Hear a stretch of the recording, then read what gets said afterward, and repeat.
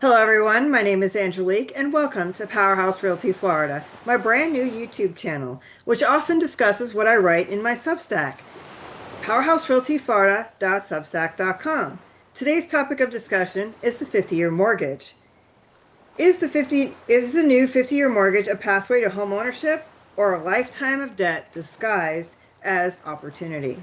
Whether you're buying your first home, investing, or debating renting, you'll want to watch this video. Right behind me is my Substack article, which I will be referring to throughout the video. The rise of the 50-year mortgage. What is it? Well, it works like a traditional fixed rate loan, but stretched over 600 months versus the traditional 360. The appeal? Lower monthly payments. The catch? You'll often pay far more interest overall. For example, a home price at $500,000 under a 30-year fixed rate loan at 6.5% will have a $3,160 per month payment with a total paid of $1.13 million. However, if you get a 50-year loan fixed at 6.5%, while your monthly payment is $2,730, your total paid is approximately $1.64 million, which is $510,000 more just to save about $430 a month. Basically, you're buying a whole other house with the interest that you've paid. Although there are pros of a 50-year mortgage, such as lower payments, pride of home ownership, stability, tax deductions, and legacy potential, there are plenty of cons, such as massive interest costs, sluggish equity growth, higher long-term risks, maintenance and taxes, and a false sense of affordability. The cons of the 50-year mortgage tend to outweigh the 30-year mortgage at this point, if you're looking at it this far. Let's compare it to renting an apartment. Well, your renting has drawbacks, sure, but you're not going to gain any equity.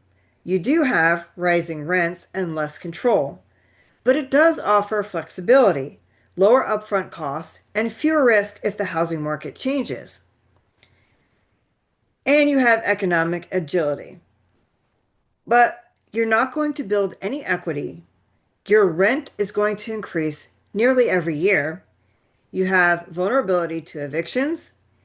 And I want everybody to consider this last paragraph very seriously. The qualification requirements for an apartment lately tend to be a salary of 3 times the rent amount. So if the rent was $2,000 for a 2-bedroom apartment, you're going to have to make $6,000 a month in salary in order to be able to rent that apartment. Now, I don't know about you, but if you're making $6,000 a month in salary, wouldn't you rather be paying that on a mortgage versus renting an apartment and giving that money away? Again, it depends on your level of flexibility and if you need to move, but it almost seems like a big waste of money. In a head-to-head comparison, I had this chart that I had created, and it talks about flexibility with apartment renting and homeownership, and that the home cost on a 50-year mortgage is 2 to 3 times the home price. But if you're renting, you're going to pay indefinitely and never own anything. While equity growth may be very slow in a 50-year mortgage, you're not going to earn any equity at all by renting an apartment. And you will get tax benefits as a homeowner.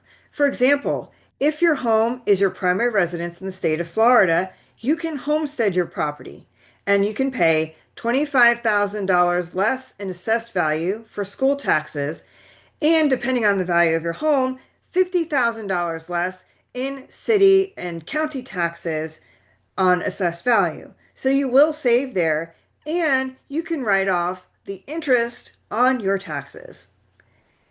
And then you have fixed payment stability, but when you're renting, rate hikes are very likely, if not yearly. Although the exit strategy in homeownership is very complex, meaning that you're less liquid and it might take a while for you to sell your home versus renting an apartment, which is very simple. Basically, you turn in your lease termination. The verdict really depends on your time horizon. So if you're under 35 and value mobility and live in a volatile housing market, renting may win for you. But if you're financially stable, planning on staying for 15 years or more, want long-term security, owning still wins. But the 30-year loan is far smarter than a 50-year one.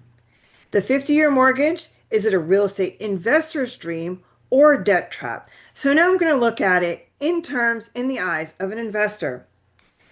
For real estate investor, this loan is a double-edged sword. On one hand, lower payments can boost cash flow and leverage. On the other, equity grows slowly, making appreciation the only exit strategy, and that's risky in uncertain markets.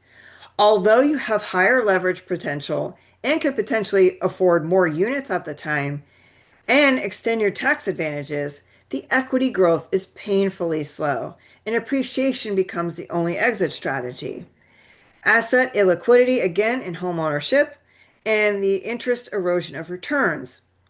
So, from a short term cash flow driven perspective, the 50-year mortgage could help scale a rental portfolio faster, particularly for seasoned investors. However, um, you have to have reliable property management systems in place, use debt strategically for expansion and not consumption. But from a long term wealth building perspective, it's detrimental. Investors risk paying off one house over two lifetimes. The smarter hybrid approach for investors would be to use interest only loans or a 40-year amortization for cash flow. You have to refinance strategically when rates drop and keep equity positions strong. Here's the bottom line of the investor's verdict, which I included a chart in my Substack. But the bottom line, a 50-year mortgage may look like freedom, but for many, it's financial servitude, dressed as opportunity. If you're under 35, value flexibility, or you're settled and financially strong and committed for over 20 years, owning can still win.